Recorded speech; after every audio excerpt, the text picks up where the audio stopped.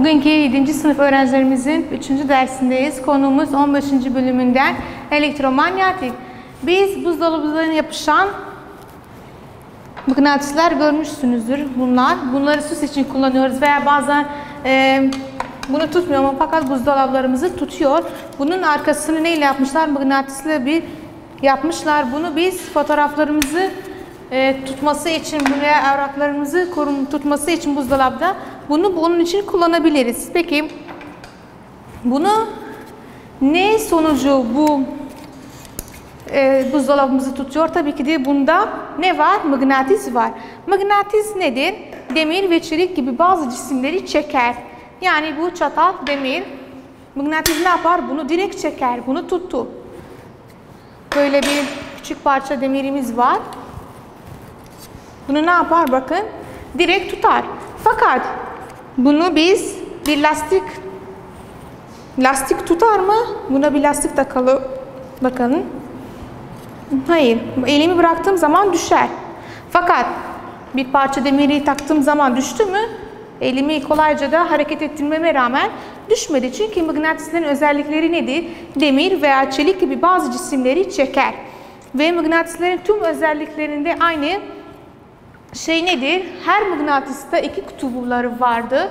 Güney kutubu ve kuzey kutubu. Güney kutubuna ne diyorlar? N harfini koymuşlar. İngilizce için north. Güney kutubuna da S harfini koymuşlar. Yani south. Güney demek İngilizce. Bunları koymuşlar.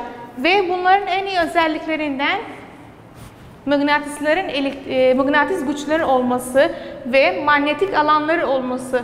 Bütün mıknatıslarda bu özellikler aynıdır. Yani bütün mıknatıslarda bu özellikler vardır. Şimdi gelelim mıknatısın tarifine. Yazalım. Mıknatıs, demir ve çelik gibi bazı cisimleri çeker.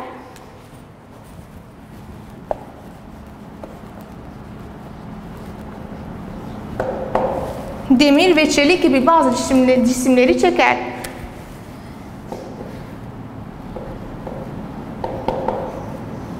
Aynı örneği gösterdiğim gibi ve çelik gibi bazı cisimleri çeker.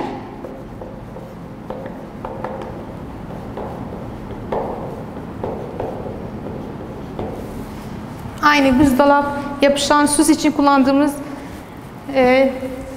mıknatıslar gibi bunun arkasını mıknatısla yapmışlar. Bunu biz fotoğraflarımızı buzdolaba koydurabiliriz. Ve aynı zamanda bu mıknatıs ile yapılmış olduğu için bu kolayca bir demir parçasını yapıştırabilir. Elimi hareket ettiğim zaman da bile bu hiç düşmüyor. Fakat buna bir lastik taktığım zaman elimi bıraktığım zaman direkt düşüyor. Yani mıknatıslar sadece hangi tür maddeleri çekiyorlar? Demir ve çelik gibi bazı cisimleri çekerler. Mıknatısların tüm özelliklerinden olan şey nedir? Mıknatısların mıknatıs güçleri olması ve mıknatıs iki kutupları vardır. Kuzey kutubu ve güney kutubu. Ve bir diğer özellikleri de nedir? Mıknatıs alanı olmasıdır. Şimdi mıknatıslarımızın kutuplarına bakalım. Mıknatısın kutupları.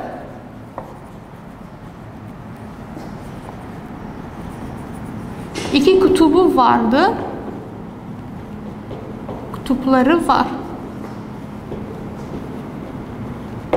Bunlar nedir? Kuzey kutubu ve güney kutubu. Kuzey kutubu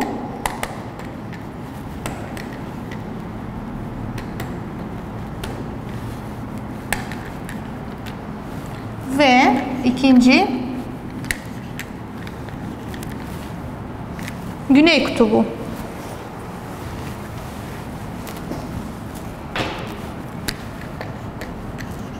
Güney kutubu.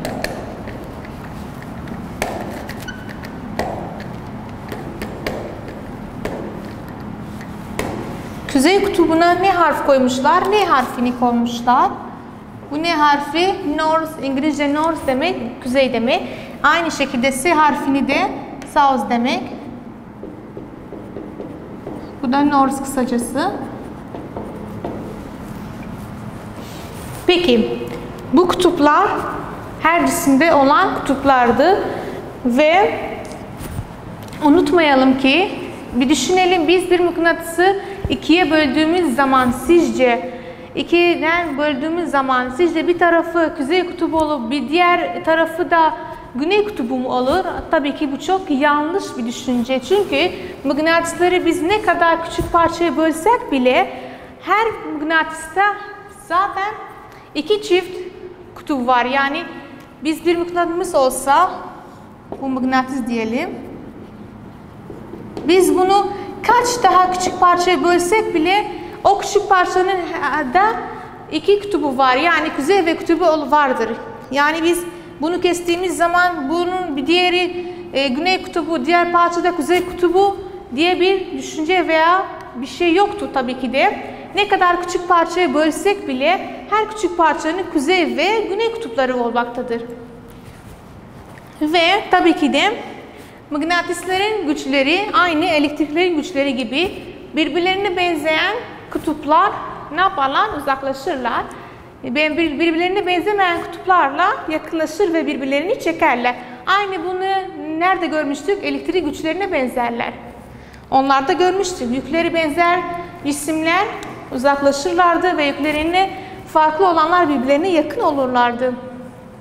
Şimdi biz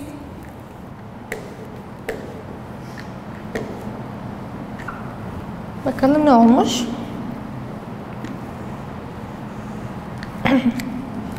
Burada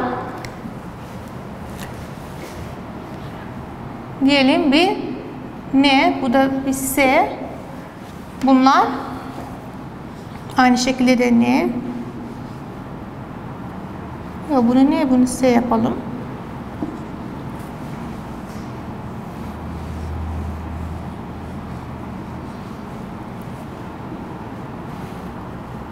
Bunlar nasıl benzer? Benzer kutuplar. Bakalım şimdi ne olur? Burada da bir benzemeyen kutup yapalım. Bakalım ne olur?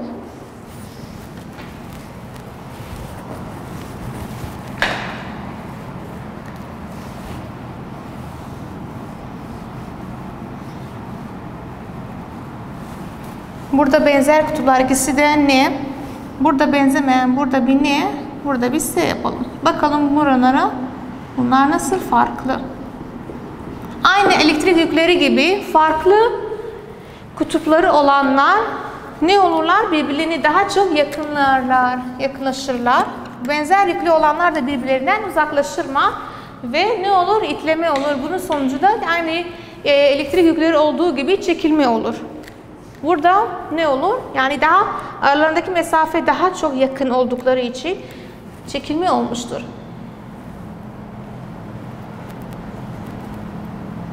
N ve S. Bunlar böyle yapışmışlar gibi. N ve S. Bu nedir? Çekilme. Çekmek. Çekmek.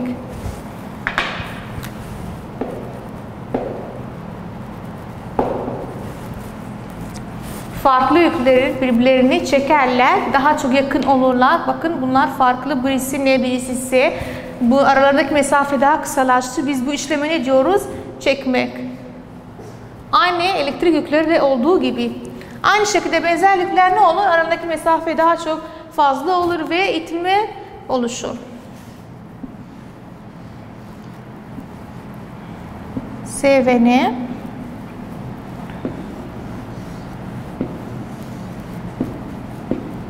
Bakın aralarındaki mesafe çok daha fazla oldu. Biz bu işleme ne diyoruz? İtilme diyoruz. Aynı elektrik yüklerin itmesi veya çekmesi gibidir. Biz bu alana ne diyoruz? Bunlar olması için tabii ki de biz mıknatıs gücünü kullandık. Ve bu alan mıknatıs gücünü kullanmış olarak itme veya çekme gücüdür. Bir cismi itme veya çekme gücüne biz ne diyordu? Mıknatıs gücüdür. Ve bu alan ne diyoruz biz bu alana? Affedersiniz, mıknatıs alanı. Bu alan nedir? Bu işlemlerin olduğu alan mıknatıs alan. Nedir? Mıknatıs yörenin her tarafında saran yerdir. İçinde mıknatıs gücün oldukça büyüktür. Burası nedir? Mıknatıs.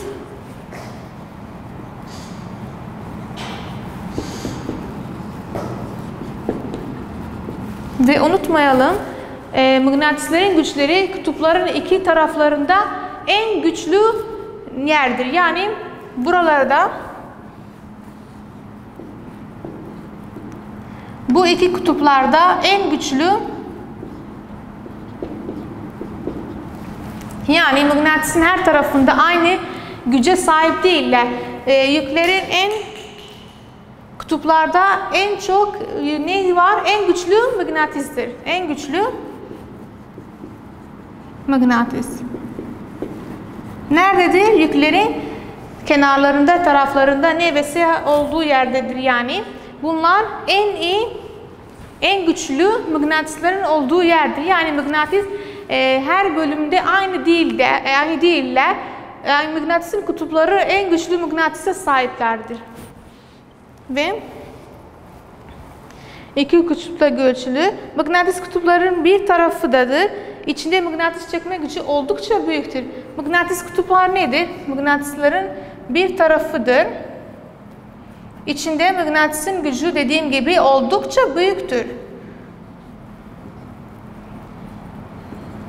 Mıknatıs kutupları nedir? Mıknatısların bir tarafıdır. İçinde mıknatıs gücün oldukça büyüktür. Ve biz kuzeye yönelen kutuba ne diyoruz? Kuzeye yönelen kutuba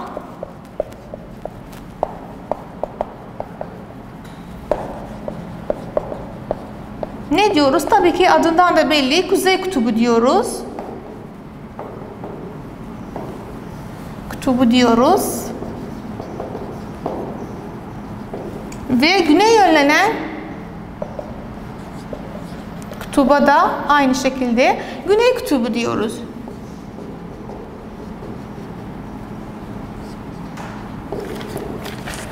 Ne diyoruz? Güney kutubu diyoruz.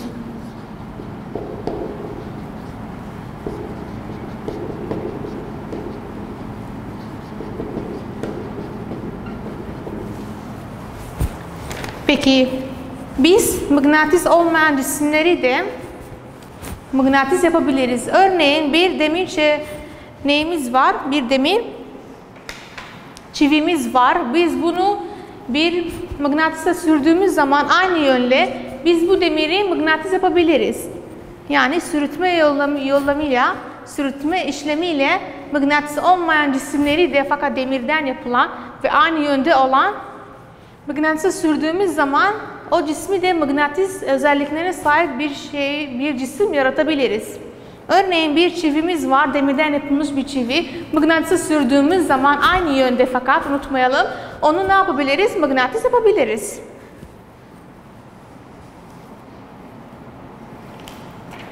Ve gelelim. Şimdi ve biz dedik aynıdır. Mıknatısın bütün bölümlerinde aynı mıknatıs gücü değildir. En taraflarındaki, kutuplardaki en güçlü mıknatıs sahiplerdir.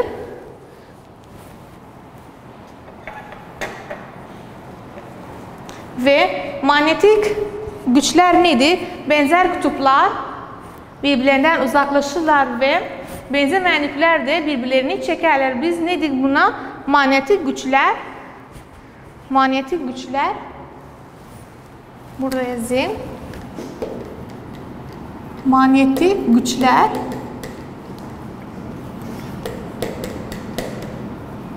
Ne diyor? Benzer yükler bu resimde olduğu gibi benzer yükler birbirlerinden uzaklaşırlar ve benzemeyen yükler de birbirlerini çekerler.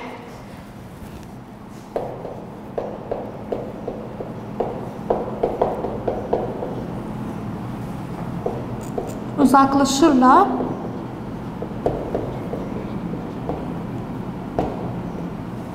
Benzemeyen yükler de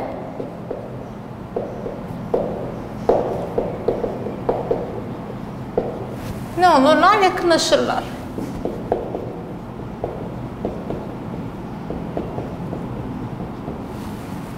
Biz buna ne diyoruz? Manyetik güçler diyoruz. Bu güçler ve bu alan neydi? Manyetik alandı.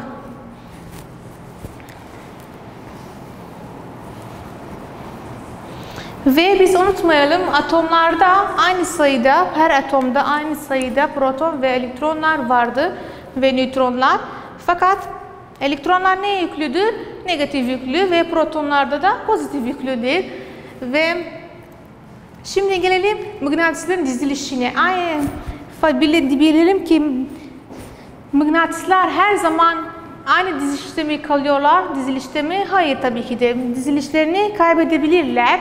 Bunlar ısı derecesinin sonucu, yüksek sıcaklık, mıknatıs cisimleri çok hızlıca hareket ettirmeleri sonucu mıknatıslar manyetik özelliklerini kaybedebilirler. Yani her zaman dizilişte değiller. Bunu sileyim. Mıknatıs neydi? Aynı dediğim gibi, örneği gösterdiğim gibi demir ve çelik gibi bazı cisimleri çeker.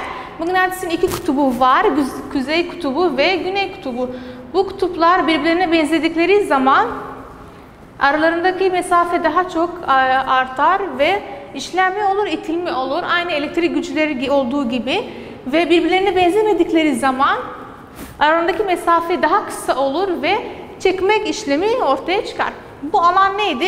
Mıknatıs alanıydı veya manyetik alandı.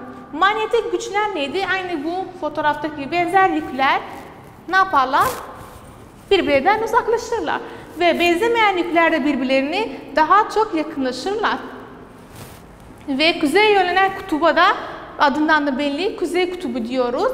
Güneye yönelen kutuba da ne diyoruz? Güney kutubu diyoruz.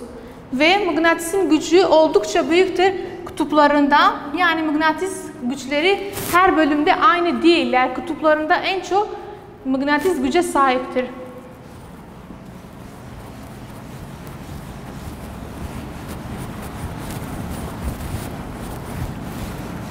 Şimdi gelelim bir başka konumuzun devamına. Bu konular zaten 6. 5. 4. sınıfta da var. Ve unutmayın ki mıknatısların güçleri aynı elektrik güçlerine benziyor. Siz de fark etmişsinizdir. Aynı şekilde benzeyen yükler ve benzer kutuplar ne yaparlar? Uzaklaşırlar. Benzemeyen kutuplar ve yükler ne yaparlar? Birbirlerine yakınlaşırlar. Aynı birbirlerine benziyorlar yani. Şimdi gelelim mıknatısların dizilişlerine.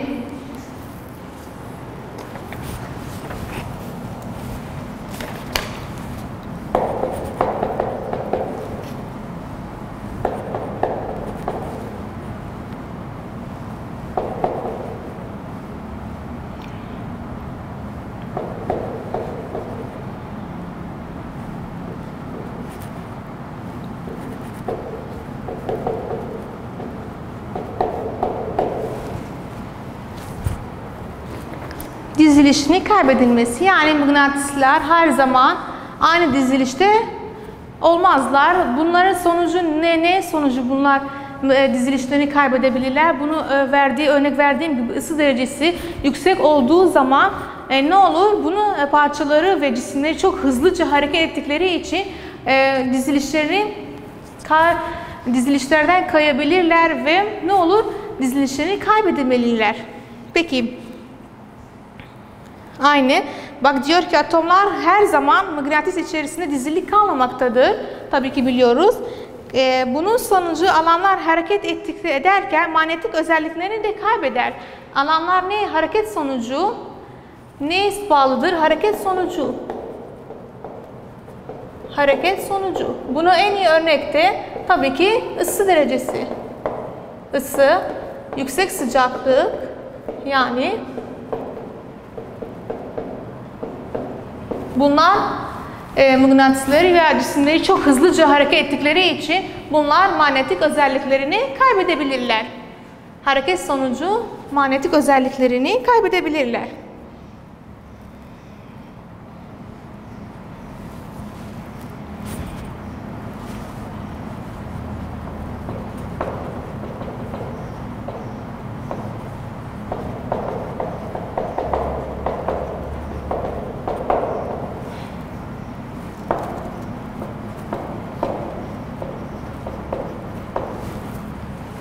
dizilişin kaybedilmesi, yani manyetik özelliklerin kaybedilmeleri, bunu neye bağlıdır? Bunu hareket sonucu oluşan bir işlem. Biz hareket dediğimiz zaman aklımıza ne gelir? Tabii ki ilk önce ısı. Çünkü ısı yüksek sıcaklık olduğu zaman ne olur? Parçalar çok hızlıca hareket ederler. Bu hareket sonucunda ne olur? Mıknatıslar, manyetik özellikler yok olabilirler ve dizilişte kaybedilirler. Peki biz gelelim mıknatıs neler yapılmış? Mıknatıslar demir kabloyla veya nikelden yapılan bir cisimdir. Mıknatısların kesilmesi, biz örnek verdik, mıknatısı kestiğimiz zaman bir tarafı kuzey olur, bir tarafı güney olmuyor tabii ki de. Ne olur? Her ne kadar böldüğümüzsek de her iki küçük bölümün de bir kuzey ve güney kutupları vardır. Ve şimdi gelelim mıknatısın türlerine. Mıknatısın iki türü var. Bu türler nedir? Mıknatısın iki türü var.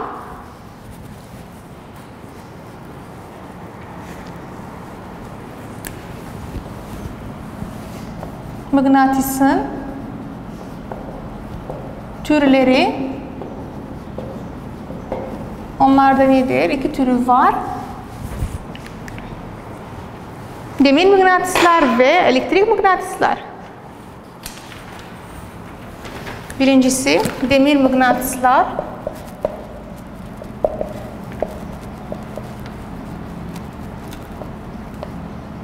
İkincisi de elektrik mıknatıslar.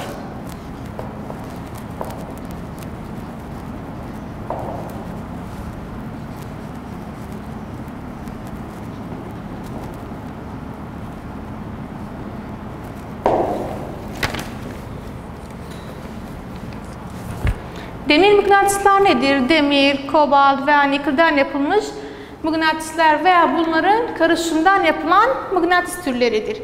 Elektrik mıknatısları nedir? Bir demir çekirdek etrafında sarılan kablonun içinde elektrik akım geçmesi sonucunda meydana gelmiştir. Demir mıknatıs adından da belli zaten. Demir veya nikelden yapılmış cisimlerden veya bunların karışımından oluşmuştur. Demir, nikel, kobalt veya bunların veya bu maddelerin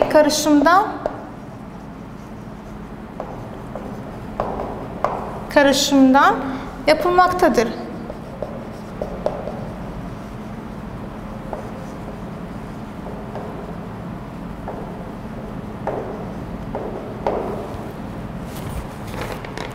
Bunlar nedir? Özellikleri güçlü, manyetik özellikleri sahiptir. Güçlü, manyetik. Tabii ki demir, bu metaller grubu çok iyi, güçlü manyetik yapabilirler. Manyetik özelliklerini nedir? Sahipler. Sahiptir. Elektrik mıknatıslar nedir? Bir demir çekirdek etrafında sarılan bir demir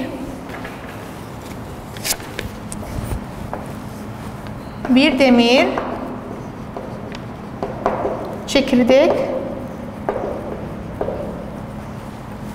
etrafında sarılan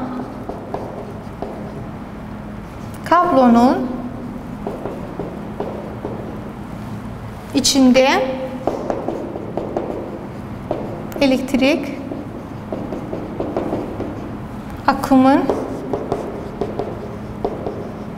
akımının geçmesi sonucunda oluşanlardır.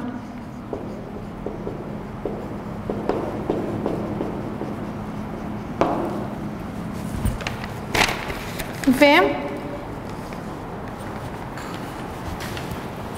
biz mıknatısın iki türü var. Demir mıknatıslar ve elektrik mıknatıslar. Demir mıknatıslar adında da belli. Demir, nikel, kobalt veya bu maddelerden yapılan Veya bu maddelerin karışımından yapılan mıknatıs türleridir. Tabii ki bunlar nedir? Demir, nikil, kobalt bu tür şeyler metaller grubundadır. Bunlar en iyi iletkendir ve aynı zamanda tabii ki de en güçlü manyetik özelliklere sahip olanlardır. İkinci türümüz nedir? Elektrik mıknatıslar. Bunlar nedir? Bir demir çekirdek etrafında sarılan kablonun içinde elektrik akımının geçmesi sonucu meydana gelen elektrik mıknatısıdır. Peki. Bugünkü konumuzun da şu an sonuna geldi. Bir başka konumuz da var. Gelecek konularımızda bunlardan bahsedeceğiz. Şimdilik hoşça kalın.